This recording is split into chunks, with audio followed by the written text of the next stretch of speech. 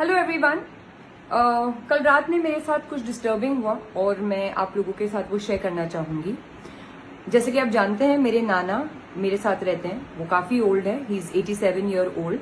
और कल रात तकरीबन 3:30 बजे वो उनको कुछ तकलीफ हुई। जितना मुझे समझ में आया उनकी कंप्लेंट से, मुझे ये समझ में आया कि शायद उनको यूरिनरी ट्रैक्ट इन्फेक्शन हो गया था, जिनकी वजह से वो काफ़ी पेन में थे और उनको तकलीफ हो रही थी। एंड वो इंसिस्ट कर रहे थे कि उनको डॉक्टर के पास लेके जाया जाए क्योंकि वो पेन बर्दाश्त नहीं कर पा रहे थे। मैं बहुत ही स्केप्टिकल थी उनको हॉस्पिटल लेके जाने के लिए, क्योंकि जैसे हम सब जानते हैं कोविड बहुत फैला हुआ है और उनकी उम्र के लोगों को तो हॉस्पिटल के करीब भी नहीं लेके जाना चाहिए, क्योंकि hospital is a hub of infection at the given time. But फिर भी मैं उनको रात में लीलावती हॉस्पिटल लेके गई अपने मामू और बहन के साथ, क्योंकि I needed a male member with me since I would not know how to discuss this and ask him questions normally. तो लीलावती हम पहुंचे और उन्होंने एक कोविड वार्ड बनाया हुआ है बेसमेंट टाइप एरिया में, before you can go to the emergency ward of theirs to get treated. तो वहां जाके पहले स्क्रीनिंग करनी होती है to see whether the patient और द पर्सन दैट्स कम उसको कोविड है या नहीं। तो हम गए वहां पे। It was surprising that first they wanted us to really enter in to the Covid ward, knowing के इतने ओल्ड इंसान को उसके नजदीक भी नहीं लेके जाना चाहिए है क्योंकि they are more prone to infection. तो आई इंसिस्टेड कि अंदर तो हम नहीं जाएंगे, बट जो एरिया है हम वहां पे बाहर खड़े रहेंगे और जो भी स्क्रीनिंग करनी है आप वहां कर लो। तो they got that gun fever जिससे चेक करते हैं। तो फीवर नाना का नॉर्मल आया। उन्होंने फिर वो क्या ऑक्सीजन लेवल्स चेक करते हैं, वो भी माशाल्लाह से मेरे नाना का एकदम सही था। So of course he has no Covid, क्योंकि जब से लॉकडाउन हुआ है उसके बाद से कल रात में पहली दफा उनको बाहर निकाला गया था।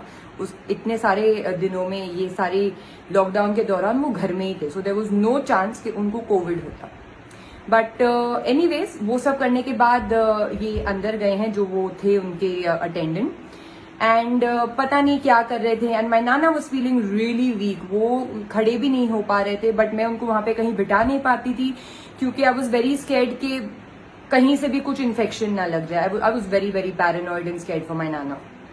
तो एक दूसरी अटेंडेंट आई बाहर थोड़े टाइम के बाद, जब मैंने अंदर वहां पे नजदीक जाके उनको बोला कि भाई जरा देखो वो ओल्ड हैं और उनको नहीं हो रहा है वेट करने के लिए इतना, तो जरा जल्द से जल्द बताएं कि क्या करना है, हमको ऊपर इमरजेंसी वार्ड में जाने दीजिए, क्योंकि अभी तो आपने टेम्परेचर भी चेक कर लिया है, ऑक्सीजन लेवल्स भी चेक कर लिया है और कुछ मतलब ऐसे प्रॉब्लम तो दिख नहीं रहा है।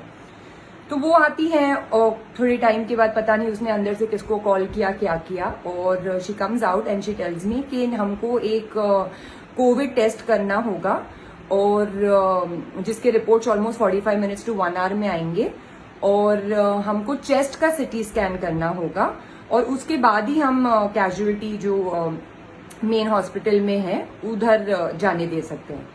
तो मैंने पूछा कि भाई टेम्परेचर चेक किया है, ऑक्सीजन लेवल्स चेक किए हैं, ये मेरे जो नाना है वो पूरे लॉकडाउन में घर में ही थे, आज पहली दफा निकले हैं बाहर, तो मतलब क्यों? आई मीन एक इंसान, इतना बुढ़ा इंसान, वो इतनी तकलीफ में है, तो उसको इमीडिएट ट्रीटमेंट शुरू करने से पहले, मतलब यू ऑलरेडी क्लैरिफाइड कि देयर इज नो फीवर और ऑक्सीजन लेवल्स भी ठीक हैं, तो फिर भी आप चाहते हैं कि कोविड टेस्ट हो और 1 घंटे के बाद रिजल्ट आए और फिर आप ट्रीटमेंट शुरू करें, तो ये मुझे समझ में आया नहीं। उसके बाद जो सिटी स्कैन बोल रहे थे चेस्ट का, वो उसके लिए वो मेन हॉस्पिटल में ही भेजने वाली थी। तो मैंने वही पूछा कि जब आप सिटी स्कैन के लिए मेन हॉस्पिटल में भेज रहे हो तो उससे अच्छा आप कैजुअलिटी में क्यों नहीं भेज के ट्रीटमेंट स्टार्ट कर देते।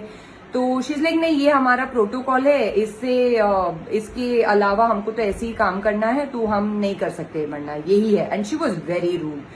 तो मुझे ये सारा समझ में आया नहीं, मतलब एक इंसान, इतना ज़ईफ इंसान, 87 ईयर ओल्ड इंसान, जिनको वहां पे खड़े होने नहीं हो रहा था, जो इतनी तकलीफ थी, इसलिए हम उनको इतनी रात में हॉस्पिटल ले गए।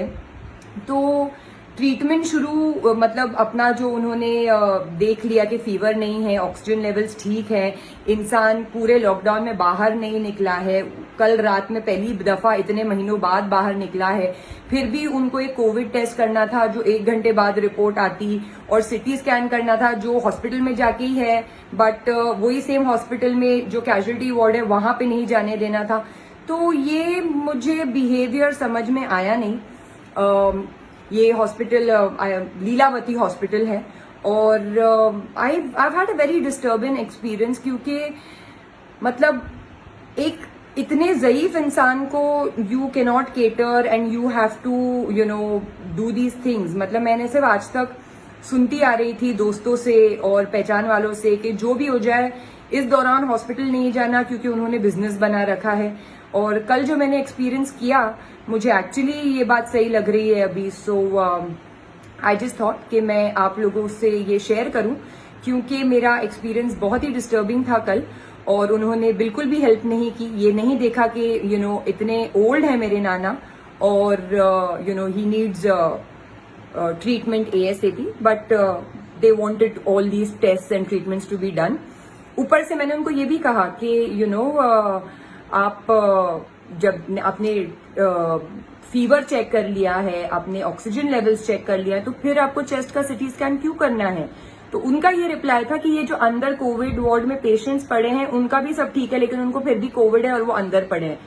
तो I really don't understand this behaviour. I mean ये लोगों को हम कोविड वॉरियर्स बोल के सराह रहे हैं और इनकी मतलब इतनी प्रशंसा कर रहे हैं, and this is how they behave when you are actually in need. So I am very very disappointed with you know Lilavati hospital. Finally नाना को हमने वो सब एंटर नहीं करने दिया, because I am very scared for my नाना, he is really old, और मैं नहीं चाहती कि उनको किसी भी तरीके का इन्फेक्शन लगे। तो हमने उन्हें वापस घर लेके आ गए। जो you know urinary tract infection की मेडिकेशन जो मुझे थोड़ी बहुत पता है, जो यू नो मैं लेती हूँ कभी कभार अगर खुद को हो गया तो वो मैंने नाना को दिया, जिस वजह से जिससे उनको थोड़ा बहुत रिलीफ मिला। And then you know early morning we took him to another doctor जो उनको ट्रीटमेंट और दवा दिया है। So I am very very very disappointed with the attendants and the behaviour and attitude of Lilavati hospital. Thank you.